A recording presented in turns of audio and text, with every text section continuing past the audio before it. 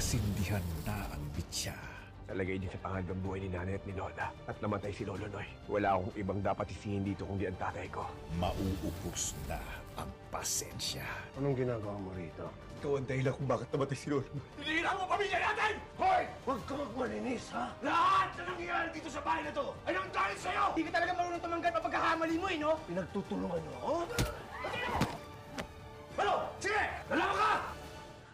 At sa pag-abot sa sukdulan, Magsabi ka na ng totoo. Hindi ko kayo tataraydorin! Traitor ka! Tapusin mo na!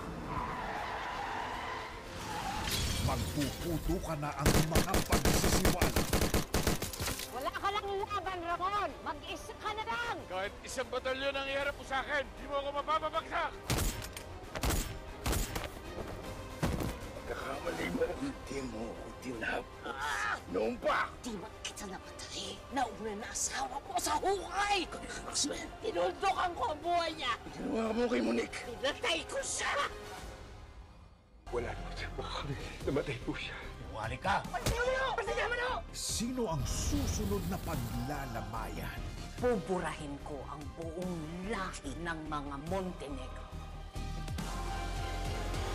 Hindi ako papayag na mangyayari sa kanya.